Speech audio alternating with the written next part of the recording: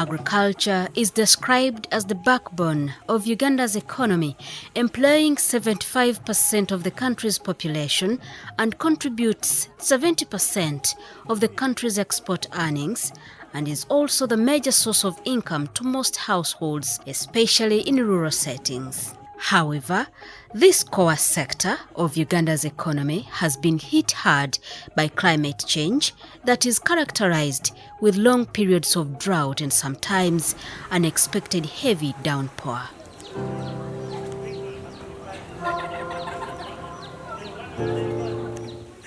It is against this backdrop that the United Nations Development Programme UNDP, the Common Market for Eastern and Southern Africa COMESA, and Ministry of Agriculture considered to implement a project dubbed Enhancing Resilience of Agricultural Landscapes and Value Chains in Eastern Uganda. The project that started in 2018 to 2021 aimed at scaling up climate-smart agriculture best practices in the 7 districts of Kaliro, Buyende, Budaka, Namutumba, Busia, Bujiri and Kamuli.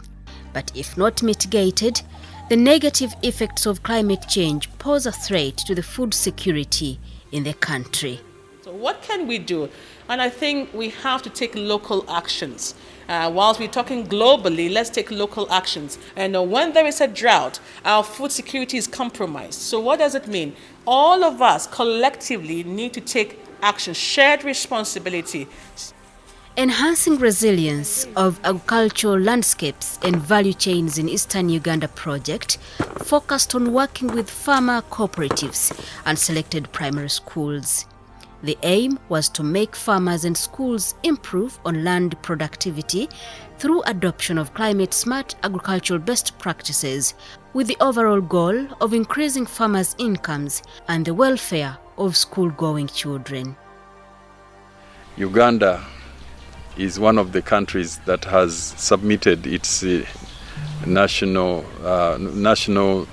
determined contribution to climate change. And we have emphasized in that framework the need to promote climate-smart agriculture and sustainable land management as a way of making agricultural systems more climate resilient. This is a project that has been supported to assist cooperatives and schools. These are 15 cooperatives in those districts and 14 primary schools in how they can upscale climate-smart agriculture practices and technologies within those regions. Indeed, one is right to describe the project as a success due to the transformation it has brought to the farming systems in the selected districts. Farmers were getting a lot of problems in having increased production and productivity. So with coming up of this project of climate change, we are scaling up those approaches who could help farmers increase production and productivity. The farmers have adopted climate-smart agricultural best practices that include permanent planting basins and drip lines that help to retain water in the plantations, mulching, crop rotation, growing of high-yielding varieties, digging of contours, and soil fertility management. Initially, we have been harvesting crops, but you'll find that even the yields are not good. But because of this climate-smart agriculture, you'll find that a farmer who has been harvesting 1 bag is now harvesting 8 bags. Imagine if you didn't apply climate-smart agriculture principles, you get in an acre of maize these days in Namutumba, just only 3 bags. Under the project, farmer cooperatives have also been given value addition machines like maize grinding mills and movable irrigation systems to practice farming during the dry season.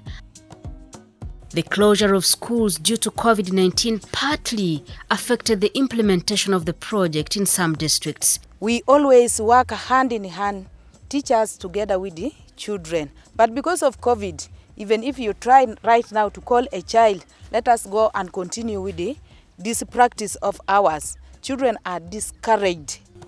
However, some schools defied all the odds and implemented the project to its best. When schools went into lockdown, we had already planted our maize with our children, and the harvest was good. And we even have maize in the store because we received the preservative and the proper storage facilities from UNDP. Authorities of schools say the project has helped to increase school enrollment and retention of pupils in schools because of the improved school feeding program. We are sure of their lunch now because that's the benefit. When the school has been having children yawning of the hunger, it has not been so good for their academic performance. CSA agriculture nsa ekoma virime bane valyanga virire kwisomero bakoma duma ulikimo chetagisiwa. The benefiting districts all testify that mechanization is key in increasing efficiency and productivity on the farm. The project also has a component of agroforestry that has helped farmers to conserve the environment by providing an alternative source of fuel wood for cooking, but also fruits for improved diet and household incomes. The project has, among other things, helped farmers to increase on land productivity, improve on soil conservation and environment, food security, and improved farmers' incomes through collective marketing.